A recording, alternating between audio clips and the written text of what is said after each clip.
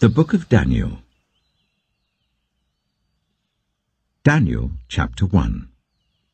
In the 3rd year of the reign of Jehoiakim, king of Judah, Nebuchadnezzar, king of Babylon, came to Jerusalem and besieged it. And the Lord delivered Jehoiakim, king of Judah, into his hand, along with some of the articles from the temple of God. These he carried off to the temple of his God in Babylonia, and put in the treasure house of his God.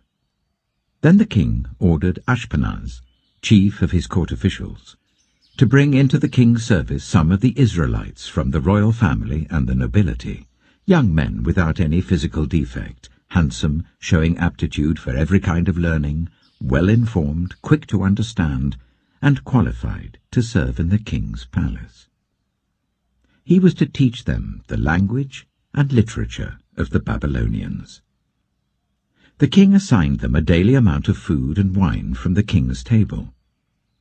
They were to be trained for 3 years, and after that they were to enter the king's service. Among those who were chosen were some from Judah: Daniel, Hananiah, Mishael, and Azariah. The chief official gave them new names. To Daniel, the name Belteshazzar; to Hananiah, Shadrach; to Mishael, Meshach; and to Azariah, Abednego. But Daniel resolved not to defile himself with the royal food and wine, and he asked the chief official for permission not to defile himself in this way. Now God had caused the official to show favor and compassion to Daniel. But the official told Daniel, "I am afraid of my lord the king, who has assigned your food and drink. Why should he see you looking worse than the other young men of your age? The king would then have my head because of you." Daniel then said to the guard, whom the chief official had appointed over Daniel, Hananiah, Mishael, and Azariah, "Please test your servants for 10 days. Give us nothing but vegetables to eat and water to drink. Then compare our appearance with that of the young men who eat the royal food, and treat your servants in accordance with what you see." So he agreed to this and tested them for 10 days. At the end of the 10 days, they looked healthier and better nourished than any of the young men who ate the royal food. So the guard took away their choice food and the wine they were to drink, and gave them vegetables instead. To these 4 young men, God gave knowledge and understanding of all kinds of literature and learning. And Daniel could understand visions and dreams of all kinds. At the end of the time set by the king to bring them into his service, the chief official presented them to Nebuchadnezzar. The king talked with them, and he found none equal to Daniel, Hananiah, Mishael, and Azariah. So they entered the king's service. In every matter of wisdom and understanding about which the king questioned them, he found them 10 times better than all the magicians and enchanters in his whole kingdom. And Daniel remained there until the 1st year of King Cyrus.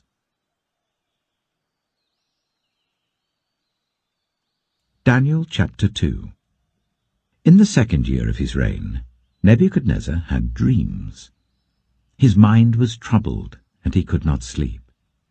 So the king summoned the magicians, enchanters, sorcerers, and astrologers to tell him what he had dreamed. When they came in and stood before the king, he said to them, "I have had a dream that troubles me, and I want to know what it means." Then the astrologers answered the king, "May the king live forever. Tell your servants the dream, and we will interpret it." The king replied to the astrologers, "This is what I have firmly decided. If you do not tell me what my dream was and interpret it, I will have you cut into pieces and your houses turned into piles of rubble. But if you tell me the dream and explain it, you will receive from me gifts and rewards and great honor. So, tell me the dream and interpret it for me." Once more they replied, "Let the king tell his servants the dream, and we will interpret it."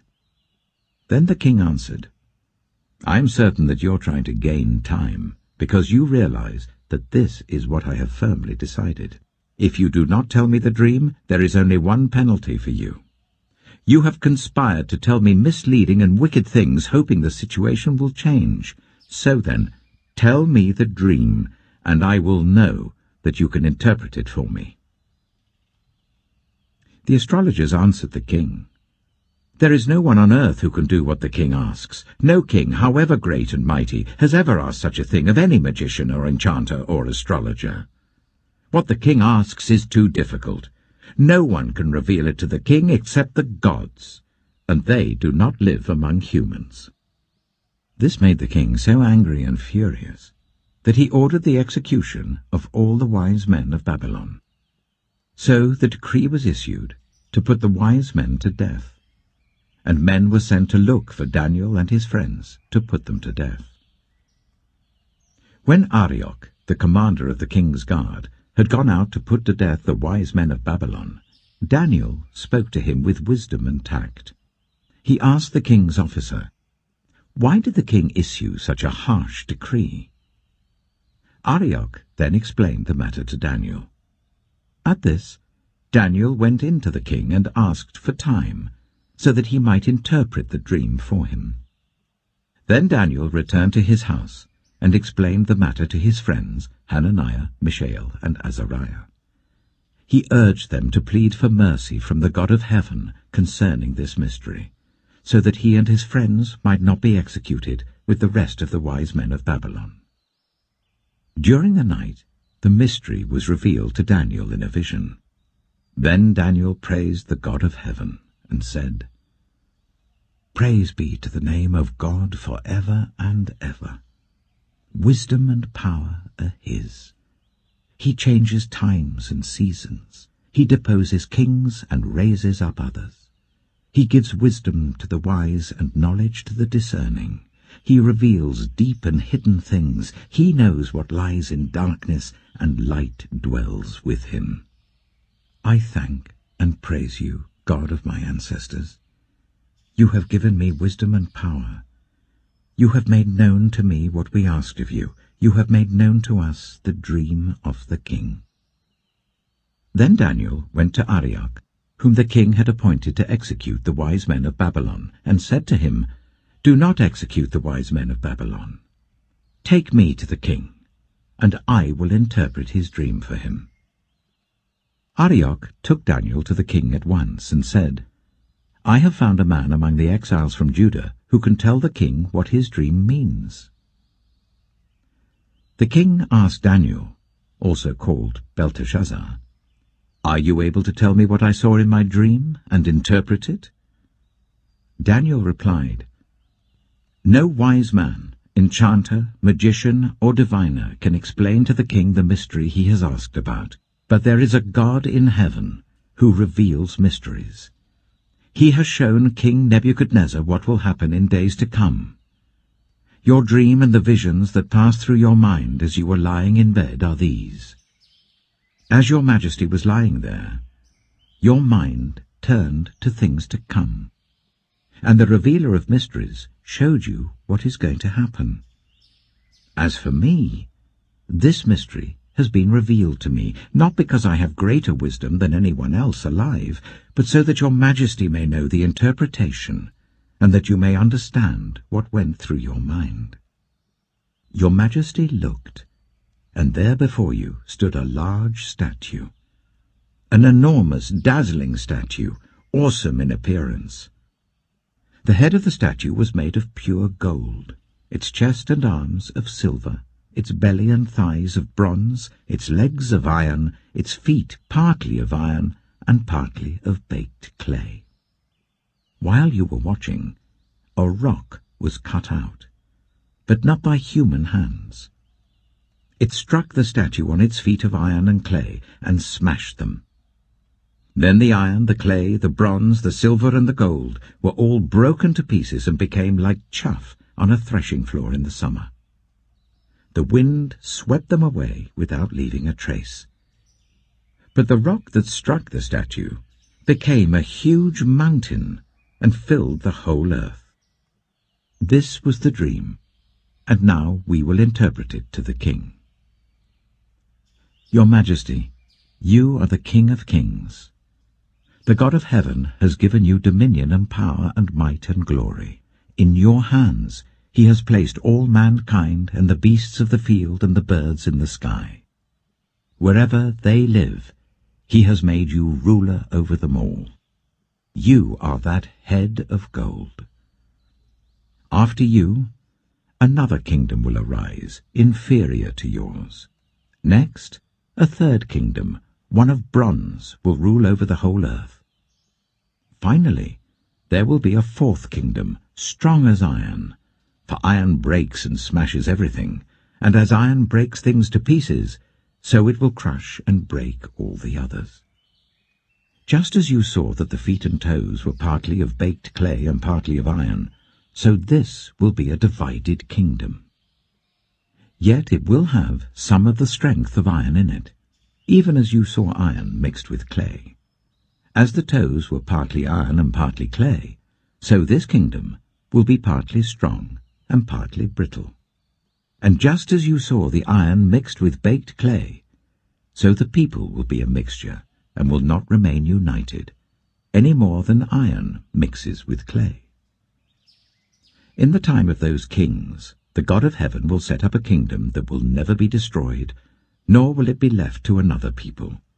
It will crush all those kingdoms and bring them to an end, but it will itself endure forever. This is the meaning of the vision of the rock cut out of a mountain, but not by human hands, a rock that broke the iron, the bronze, the clay, the silver, and the gold to pieces. The great God has shown the king what will take place in the future. The dream is true, and its interpretation is trustworthy. Then King Nebuchadnezzar fell prostrate before Daniel, and paid him honor, and ordered that an offering and incense be presented to him. The king said to Daniel, "Surely your God is the God of gods, and the Lord of kings, and a revealer of mysteries, for you were able to reveal this mystery." Then the king placed Daniel in a high position, and lavished many gifts on him. He made him ruler over the entire province of Babylon, and placed him in charge of all its wise men.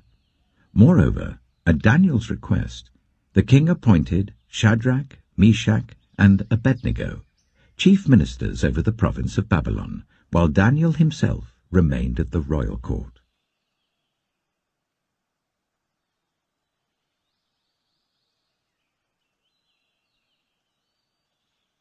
Daniel chapter 3.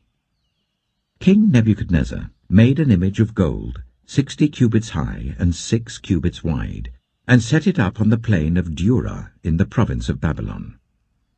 He then summoned the satraps, prefects, governors, advisers, treasurers, judges, magistrates, and all the other provincial officials to come to the dedication of the image he had set up. So the satraps, prefects, governors, advisers, treasurers, judges, magistrates, and all the other provincial officials assembled for the dedication of the image that King Nebuchadnezzar had set up, and they stood before it. Then the herald loudly proclaimed, "Nations and peoples of every language, this is what you are commanded to do. As soon as you hear the sound of the horn, flute, zither, lyre, harp, pipe, and all kinds of music, you must fall down and worship the image of gold that King Nebuchadnezzar has set up.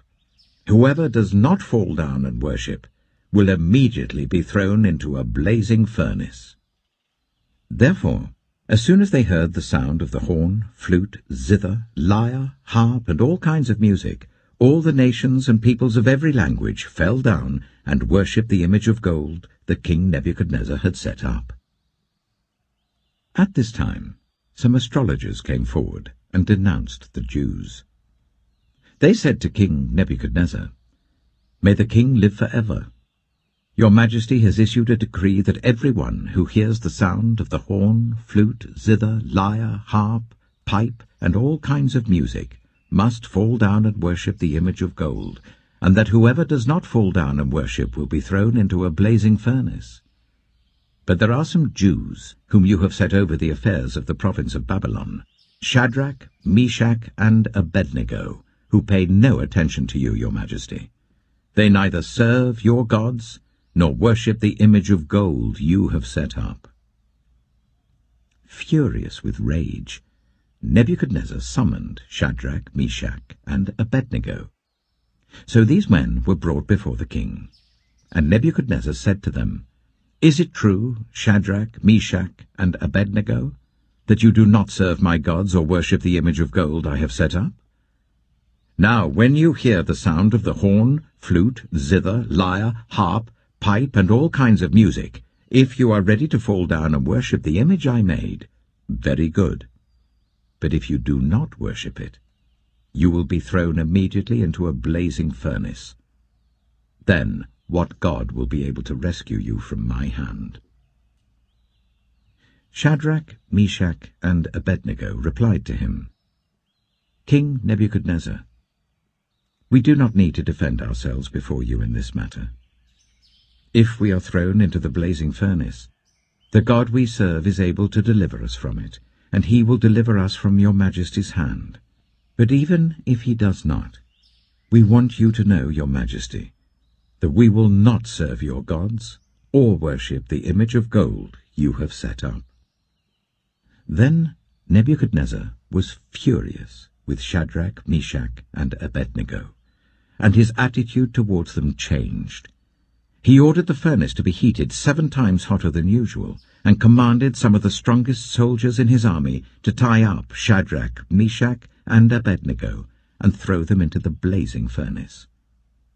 So these men, wearing their robes, trousers, turbans, and other clothes, were bound and thrown into the blazing furnace.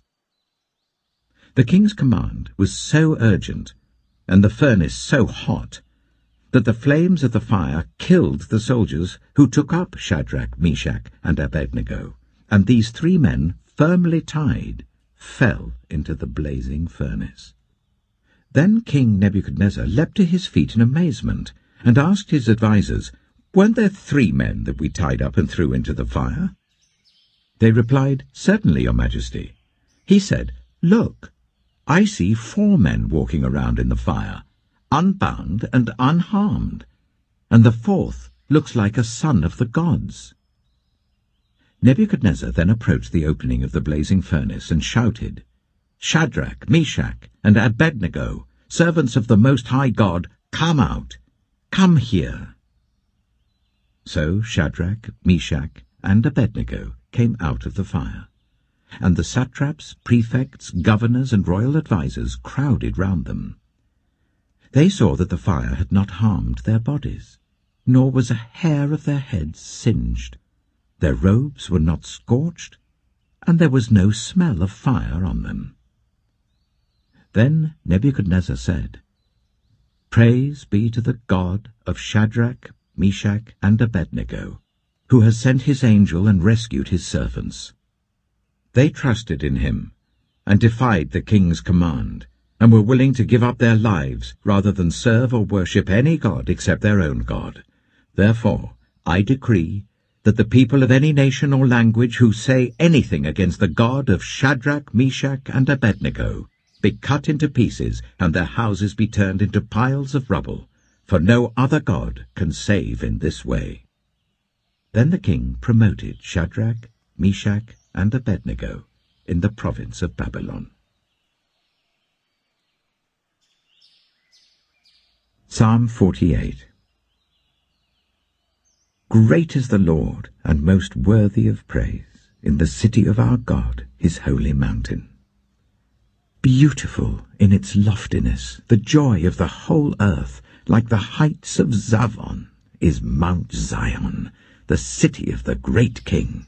God is in her citadels. He has shown himself to be her fortress. When the kings joined forces, when they advanced together, they saw her and were astounded. They fled in terror. Trembling seized them there, pain like that of a woman in labor. You destroyed them like ships of Tarshish, shattered by an east wind. As we have heard, so we have seen, in the city of the Lord Almighty, in the city of our God, God makes her secure forever. Within your temple, O God, we meditate on your unfailing love. like your name, O God. Your praise reaches to the ends of the earth. Your right hand is filled with righteousness. Mount Zion rejoices. The villages of Judah are glad because of your judgments. Walk about Zion, go around her, count her towers, consider well her ramparts, view her citadels, that you may tell of them to the next generation. For this God is our God for ever and ever. He will be our guide, even to the end.